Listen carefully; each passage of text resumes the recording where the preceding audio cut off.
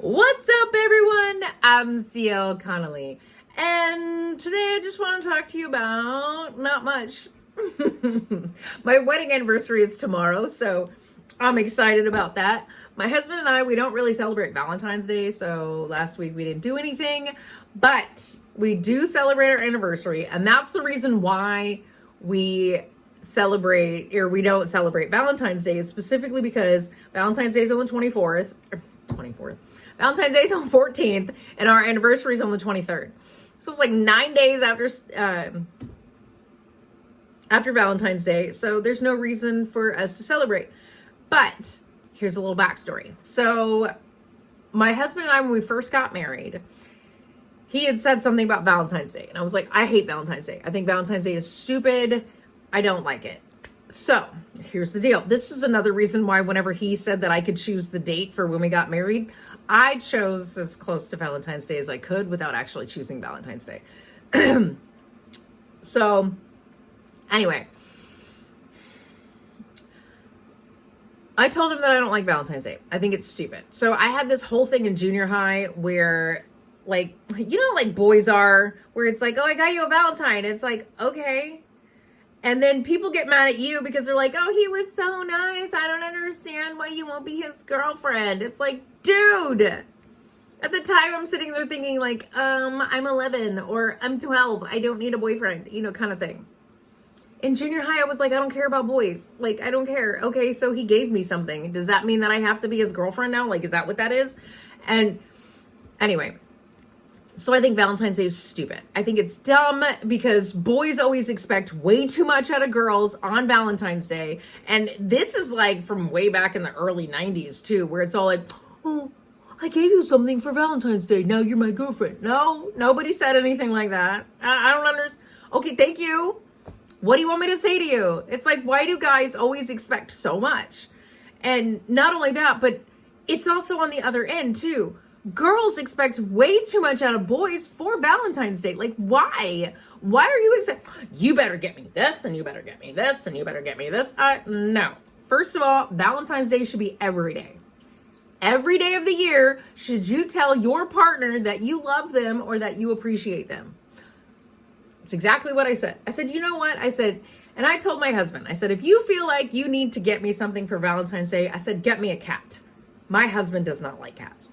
Did not like cats. He didn't want to have anything to do with cats. He wanted dogs. I told him, I said, get me a cat. It's exactly what I said. Get me a cat. And he was like, okay. So one weekend, he took me to several different shelters, and we ended up finding one that had these 3 kittens in this little cage. These 2 kittens came up to the door and were like, you know, and there was 1 kitten way in the back, hiding in the corner, all the way in the dark. And I told him, I said, go get someone. I want that. The one hiding in the back. And he says, is that a boy or girl? I said, I don't care. I want it. That poor baby needs to get out of this cage. That's exactly what I thought. So he had to go find someone at the shelter to come back there so that I could get this cat. Turned out to be my little calico girl. Did I know that, you know, 90% of calico cats are girls? No, I did not. I had no idea that 90% of calicos were girls. It's very rare for a calico to be born as a boy, but it is a possibility. I didn't know that. I also couldn't tell what kind of cat that was. She was way in the back corner. And as I'm filling out the paperwork and everything else, the woman says, we need to go get the cat out of there because apparently it's causing a ruckus. So she goes back there. She'd already pulled the card down for that cat. Nobody else could have it because we were already filling out the paperwork for me. And they go over there, and apparently there were about 3 different women back there fighting over who was going to get her. She's in the back. The other 2 kittens are right there up the front. They want somebody to play with, but everybody's fighting over her. Okay? And as soon as she goes in there, she has to tell them, I'm sorry. You know, this kitten's already been claimed.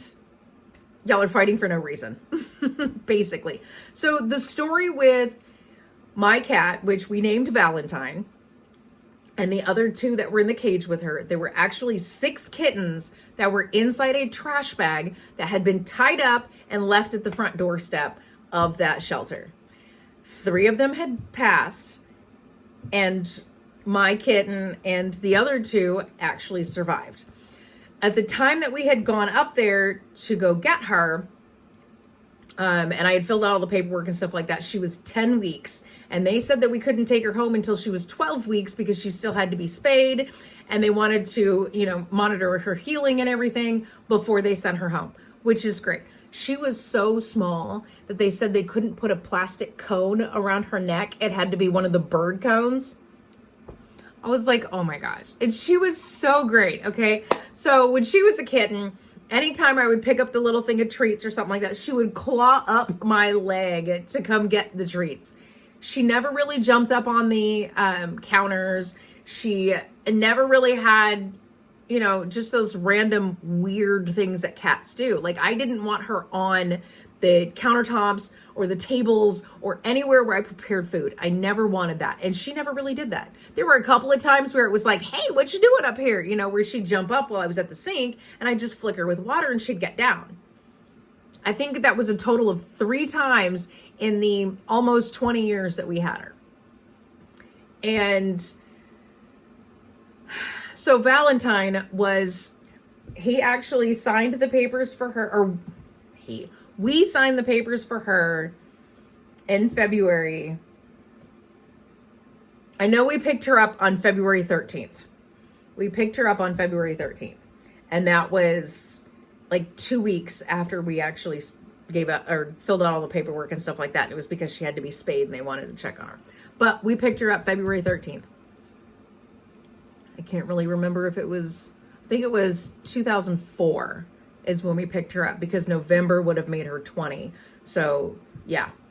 So it was 2004, February 2004. And because we got her right before Valentine's Day, she was my Valentine. And that's exactly what it is.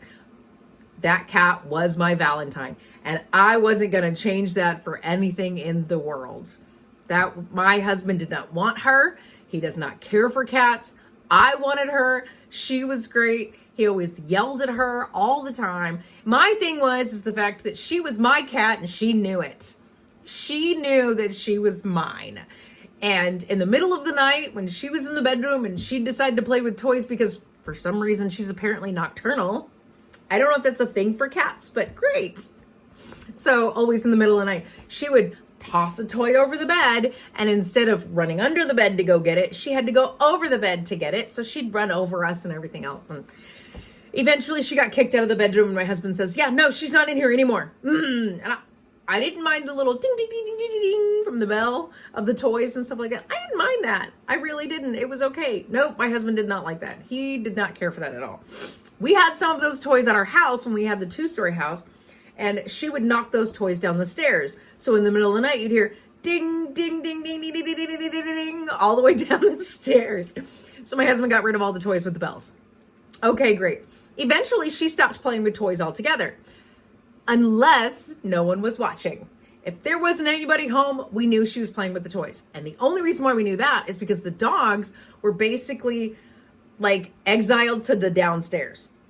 They could not go upstairs. They could not roam the house free. They had to stay downstairs, which was the kitchen, the dining room, and the living room. There was a gate up. Valentine could go wherever she wanted to in the house, but the dogs had to stay downstairs. We didn't want them wandering around the house. And mostly because, dogs want to eat out of the litter box for some reason. So, and because Valentine has to have access to the litter box, it's open. Like it's there in a room straight upstairs. It was in our loft area. And her food, the dogs constantly wanted to eat the cat food. And I'm like, stop that. So, and even here, when we moved into this house, we had the gate up and everything to keep the dogs from getting the cat food. But they figured out that the little opening for Valentine to go in and out, they both figured out they could fit through there. Stop going through. Eventually, it just got to the point where I was like, you know what? I'm just going to stick this box right here. Valentine can climb over it. She's fine. The dogs, on the other hand, when it comes to a box, are like, I can't get through here. I can't go past. I don't know where to go. So there's that. So anyway, but the dogs had to constantly be exiled to one area, and Valentine would have free reign of the house. So since the dogs would have their toys downstairs, anytime we'd come home and it's like, where are your toys? And then we'd find them upstairs. It's like, Valentine's messing with y'all. She's taking your toys upstairs. She's messing with y'all. And so that's my Valentine. Anyway, that's that. I'm going to stop talking about that. So last June we lost her because, you know, she was 19 and a half. So it's crazy. They just, I want to say I kind of saw it coming because last February, she kind of started to run down just a little bit. It got to the point to where anytime she would come up in my lap and I would cuddle with her like she liked, it would get to the point to where she was gasping for air and had to be put down, like on the floor. Like I had to put her down on the floor so that she could gain her breath. And then it was like, okay. And it got closer and closer together. Like it would be more and more, like she would just be laying there and all of a sudden it was like she couldn't breathe and she'd be gasping for air. One day we got up and she was just laying on the couch and wouldn't move and hadn't moved, and I couldn't remember the last time I'd actually seen her go into the room to eat. Yeah, we knew it was coming. So anyway, so that was June 26th. I don't know why I remember that day, but I do. But that's because, you know, she was basically my first pet. I had hamsters and goldfish as a kid, but that was about it. And she was basically my first baby. I can't really say that I was attached to the chinchillas that I had at one time. That was back when the chinchillas were actually sold at like Petco and PetSmart. But we also had like a pet store that sold everything down off of one of the streets. That place is closed because they retired and nobody wanted to buy it. But yeah, I had 2 chinchillas. So I never really got attached to them. It wasn't really a thing because I had my toddler at the time. So that was fine. But yeah, the cat was a major part. And I had told him that if he got me a cat, we'd never celebrate Valentine's Day. Never in our entire marriage. And of course, at the time, you don't sit there and think that, you don't think about the mortality rate of like an animal. You really don't. It's not until it happens that it's like, oh my God, these things are not going to last forever. Like I don't know. I don't know what I was expecting. But so my poor Valentine, so for Valentine's Day last week, I had gone over there to the little area where she's buried. I keep looking out there too. But I had gone out there to the little area where she's buried, and I had sat over there with a chair and I talked to her and, you know, stuff like that. Of course it's weird. I know it's weird. I also believe that the dogs can see her because every so often the dogs will randomly just walk back into the laundry room where her litter box and her food bowl were. Sometimes they'll just walk back there. I don't know if they're expecting to see her or if they're looking for the cat food or if they actually do see like her little ghosty. I don't know. I don't know how that works. I really don't. I like to believe that maybe she's around here somewhere. Every so often, sometimes I'll be sitting on the couch and I'll randomly feel this tingling on the side of my head, right where she used to lay on the back of the couch. And I imagine that's her just rubbing her face against the back of my head because she used to do that to get my attention. So when I feel that little tingly right there, that's kind of what I think. I'm like, oh, Valentine. And, you know, I mean, it's cute. I've never actually seen a ghost. I've never been affected by a ghost. I don't really believe in ghosts or anything like that. But to make me feel better, I do believe that Valentine's around here somewhere. And I think the dogs can see it. So I'm going to let the dog see her. I don't care. I'm going to, you know, every so often, right afterwards, shortly afterwards, for like 2 or 3 months, I swear I could still hear her screaming from the other side of the door in the bedroom. Her last few, I want to say months, we're pretty sure she had dementia. So she had kitty dementia where randomly she would come out of a room and if she didn't see anybody, she would freak out and start screaming. And I would have to go out there and be like, hey, what are you doing? What is happening? And she'd look at me and go, oh, okay, where are you at? Like, you just came out of my office. You just left my office. And then you go out to the living room and you're like, where is everybody? So I have to come out there to get you. She would get stopped by a box. Like, she would walk right up to a box and then be like, I'm lost. I don't know where to go. And she'd start screaming. I would give her food every single night before we went to bed. That was the easiest way to get the dogs to leave it alone, was she got fed right before we went to bed. And of course, she had food throughout the day too, but that was totally different. Like she got a big scoop right before we went to bed. We'd go to bed. She'd go in there. She's like, yes, some food. So she'd eat a little bit and we'd go to bed.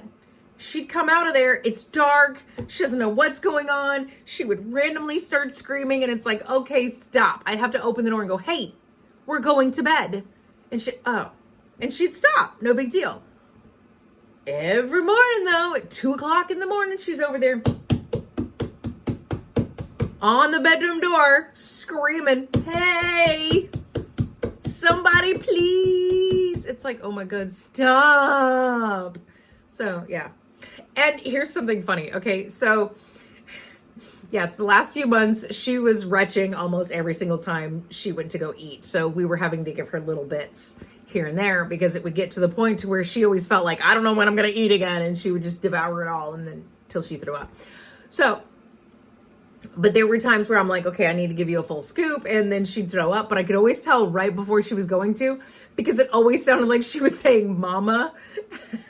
Right? It's, you know, like that, like whenever cats, they have that meow thing, but they're like licking their lips because, you know, right before you throw up, you kind of salivate a little bit. So it sounds like she's going, mama, mama. And I'm going, oh, here it comes. Oh my gosh. But anyway, and I cannot say that I haven't thought about getting another cat, but I don't want one. I do not want another cat. I cannot do this again. It was devastating. I still have my bad days. Where that's all I can think about is my sweet Valentine.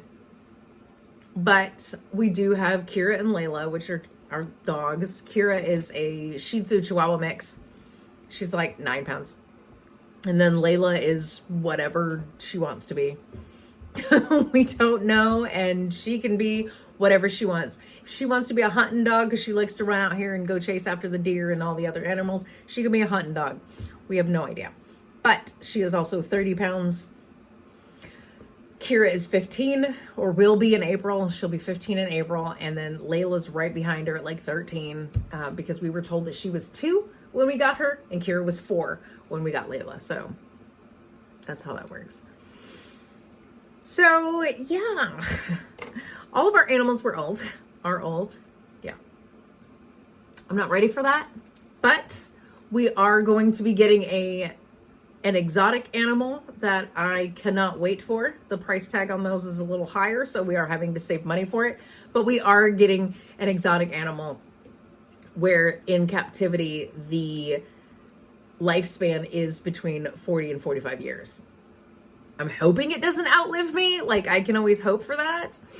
But yeah, so the lifespan is a little bit longer than, you know, just a regular domesticated animal. But they are domesticated because they've been bred in a domesticated situation since the 70s. And, you know, it's fine.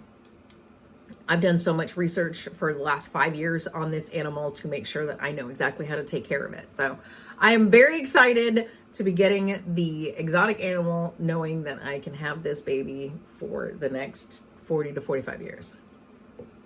So there's that. Anyway, that's all I have to say. My wedding anniversary is tomorrow. It will be 22 years that my husband and I have been together. So, yep, it's actually really great. Sometimes we still feel like it's the honeymoon phase. And then there's other times where it's like, dude, I swear to God, if you don't stop breathing like that, I'm going to slap this shit out of you. No, I'm just kidding. Usually takes about 7 years before you get to that point where it's like, oh my God, why are you still breathing so loud? And then you just get over it and forget about it. That's like, I'd asked my friend how long she'd been married. She was like, I think it's going on 5 years. And I was like, oh, it takes about 7 years before you go, why are you breathing like that so loud? Or you forget about the fact that they breathe so loud. And she goes, wow, that sounds very specific. And I was like, kind of is. Because my husband asks me all the time, what's something that annoys you about me? I'm like, well, it no longer annoys me. I don't notice it anymore. But, when we were first married, I swear to God, you breathed so loud.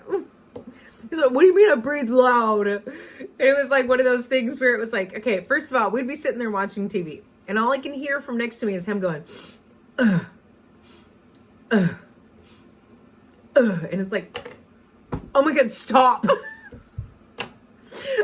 But he has a lot of problems with his sinuses and stuff like that. So sometimes he really cannot breathe out of his nose.